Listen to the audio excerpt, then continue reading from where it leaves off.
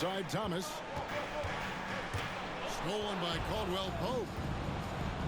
And pushing it up. Here's Denver. Here's Ember.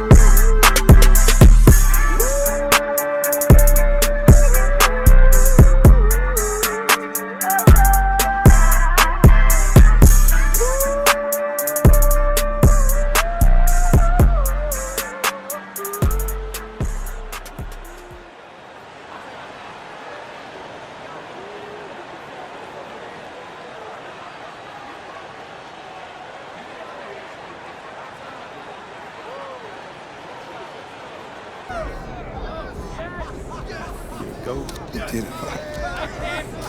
There's no question. There's no question now. Seven. That's seven. Come on. That's seven. Let's go! Woo! Lord. Yes, sir. Yes.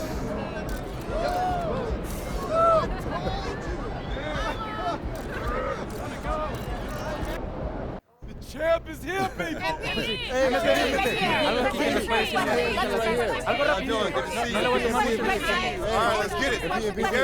Thank you, MP. Appreciate you. Yes, sir. So, 7 championships, one more than Michael Jordan, the man many would consider the greatest basketball player of all time. What does that mean to you?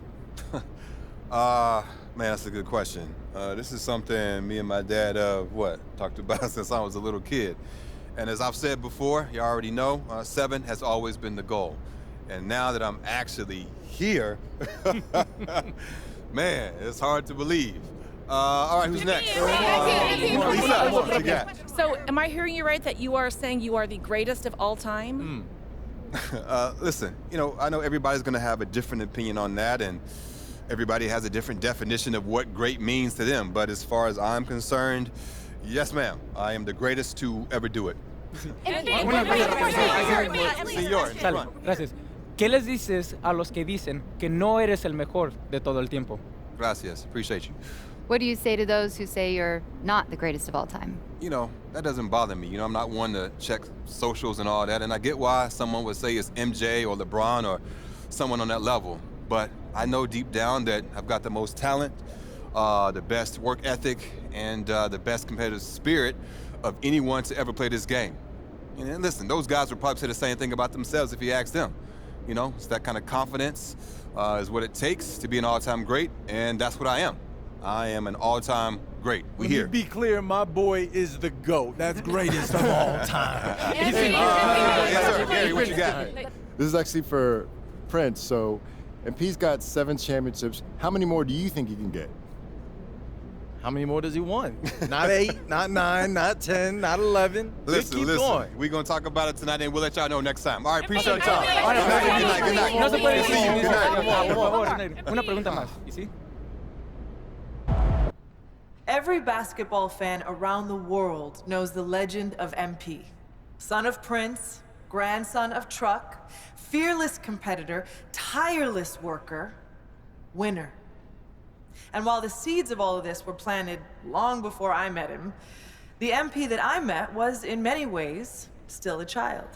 Now, I don't mean that as an insult. When he first walked into my office, he was only 19 years old. How many of you were fully formed adults at 19, huh? Shaq? I'm looking at you specifically, buddy.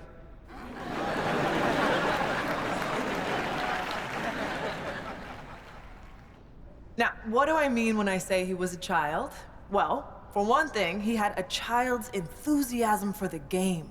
MP hung on my every word when we first met. Listened to everything I said like it was the most important thing he had ever heard. I mean, he really did listen. He'd go out and execute something you talked about in a film session like he'd been working on it his entire life. But he was a child in other ways, too. For one thing, he was obsessed with Ninja Turtles.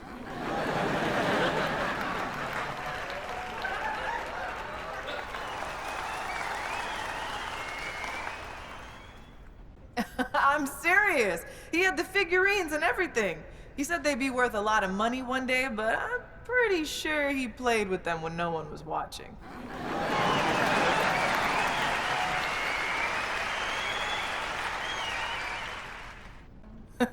What I'm trying to say is that MP was himself, first and foremost, from day one in the league until the day he retired. And while he did a lot of growing up over the years, that boyish enthusiasm for the game never left him. It's what made him great. He never lost that passion for learning and growing and getting better. And I'm pretty sure he still has those Ninja Turtle figurines laying around somewhere. Now, you can't talk about MP without talking about his accomplishments on the court. So, let me talk about some of the most impressive. He holds the record for most points scored in a single season.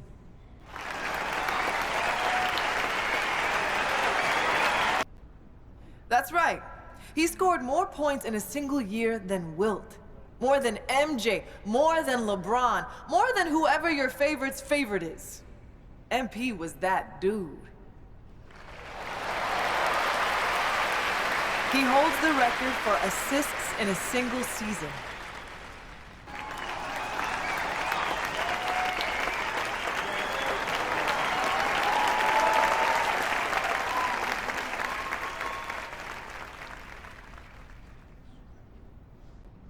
I've never seen someone so dialed in over the course of an entire year, and I doubt we ever will again. He holds the record for three-pointers made in a single season. Now, records are made to be broken, but it's gonna be a long time before we see someone that locked in for that long a period of time. Look, I could go on and on about the greatness of MP, but I know he likes to do that too. So, rather than step on all of his toes, allow me to introduce the man you are all here to see, the legend, the GOAT, MP.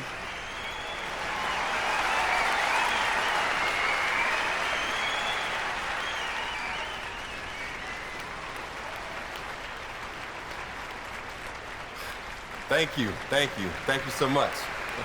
And thank you, Coach Warren, for that beautiful introduction. Some people might be wondering why you took a few shots at me in my extremely valuable collectibles, but anyone who knows you knows you're a master motivator. And anyone who knows me knows I rise to the occasion when I've been disrespected. So once again, thank you. Thank you from the bottom of my heart for helping me unlock the best version of me. Like Coach Warren just mentioned, people know my story by now. They know about my grandpa, the late, great Truck. They know about my father, Prince, and how he joined the league as a cocky kid, but left a champion. And what they might not know is that throughout my career, me and my dad would have these sprawling conversations late into the night, where we talk about the history of the game and my family's place in that history.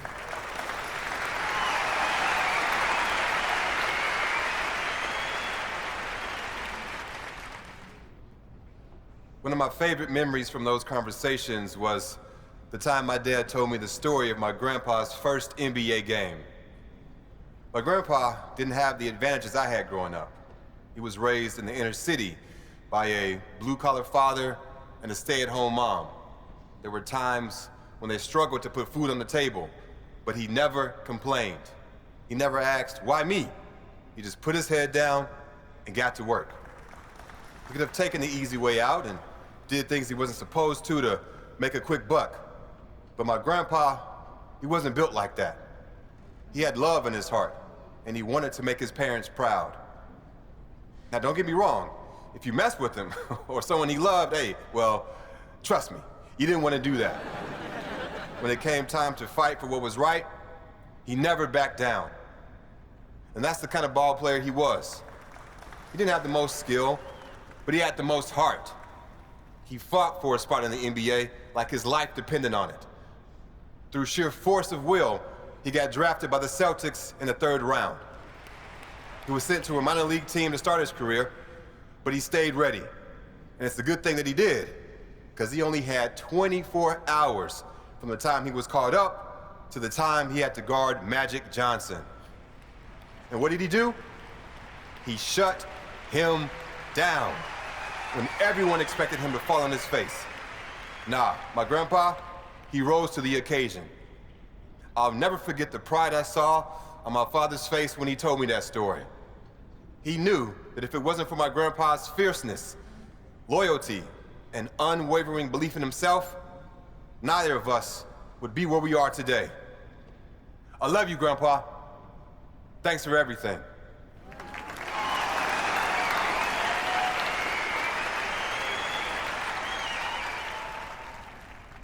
One of my favorite moments from those conversations was when my dad told me about the game that my grandpa outdueled Michael Jeffrey Jordan. Everyone remembers Truck as a defensive force, a great locker room guy, a valuable veteran mentor who showed young guys the ropes. But what most people don't remember is that the man could hoop. Now, that wasn't his strength, but when he felt like the team needed it, he wasn't afraid to get into his bag. If you don't believe me, watch the game. For those who need a refresher, the Pistons lost their first 3 matchups with the Bulls that year, and Coach Daly was sick of it. So during the 4th game, when MJ went out for 11 of the Bulls' first 12 points, my grandpa got the call to come in and knock MJ around a little, bad boy style. But Grandpa had other plans. He knew that what the team needed that day was for someone to go toe-to-toe with his airness. And by the time the dust settled, defensive stalwart Truck had outdueled the great Michael Jordan. The thing that I love about that story is that it shows a side of my grandpa most people didn't get to see. He sacrificed for his family, and he was a really serious guy, but he loved life, and he loved the game of basketball. And every once in a while, that fun-loving guy would come out of his shell and show the world that you can't pigeonhole someone, no matter how well you think you know them. One of my favorite memories from those conversations was the time that my dad told me about his first game against the late, great Kobe Bryant. People might remember that my dad was on fire that game, and you might expect him to be proud of that. But it turned out to be the worst thing for him, because it gave him too much confidence. You need to believe in yourself to make it in this league, for sure. But the flip side to that is you have to stay hungry. And sometimes, when you get early success, it can go to your head. That's what happened to my dad. He took his foot off the gas and was left behind. For a little while, anyway. The great thing about this story is it ends in triumph. Rather than whine and sulk his way out of the league, he got his head screwed on straight, got to work, and ended his career a champion. Growth isn't linear. When you think things can only go up, they go down. And when you think things can only go down, hey, they go up. My dad learned that the hard way, but he learned it. And that perseverance is something I'll always respect about him. One of my favorite memories from those conversations is when my dad told me about shutting down the great LeBron James in the NBA Finals. I love you, LeBron, don't get me wrong, but this is my moment, so I gotta tell this story.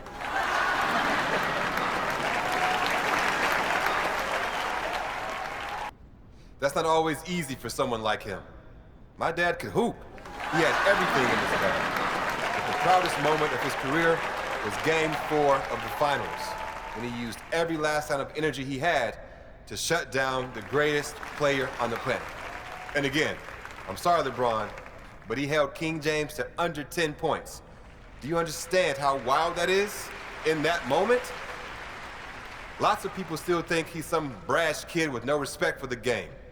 But those who knew him and love him like I do understand that he's a human being, one who learned from his mistakes and came out on the other side a better ball player and a better human being.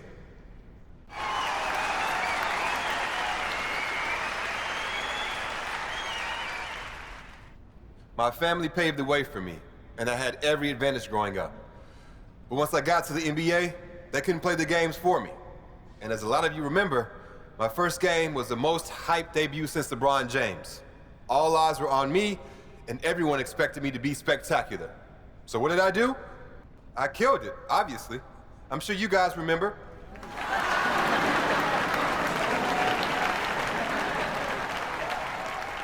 20 million people watched that game. There's a reason I'm standing here right now, and it's not because I'm a great public speaker. It's because I delivered, time and time again. One of the most important things you can do if you want to have success is to set goals. And me, being who I am, I set some pretty lofty ones for my rookie season. I wanted to be the first player in NBA history to win Rookie of the Year, MVP, a championship, and Finals MVP. And I did it. People said I was crazy, but I knew I had the talent and the drive to do what had never been done before. It might sound cocky, but what's cocky when you can back it up? To me, that's just being honest. When people talk about my career, one of the first things they mention is how many championships I've won. And when I meet people for the first time, one of the most common questions I get is, what's it like to have more championships than Michael Jordan or LeBron James? Most people think I'll talk about the glory, the money, the fame. But when I think about those championships, I think about the people I shared those moments with. Winning means nothing if you have no one to share it with. So I'd like to thank every teammate, every coach, every friend, every family member, and every mentor who was there for me during my playing days. Without you all beside me, the winning wouldn't mean a thing. I don't want to take up too much of your time, but I do want to touch on this GOAT discussion that's been making the rounds after a couple of high-profile pundits have named me the best to ever do it. On the one hand, it's flattering. When you work as hard as I do at something like this, of course, a part of you wants to be the greatest. But what a lot of people in my situation won't admit is that so much of what I've accomplished comes down to luck. Yes, I made the most of my situation. But if I'm 5'0", basketball is completely off the table for me. I got lucky with my genes, lucky with my family, and lucky to be born where I was, when I was. So if you consider me the GOAT, well, I appreciate that. I'm proud of that. But to all the people in the world who can't do what I do, who aren't rich or famous, I want you to know that you're loved for who you are by the people who matter most. And that's way, way more important than anything you can do on the basketball court.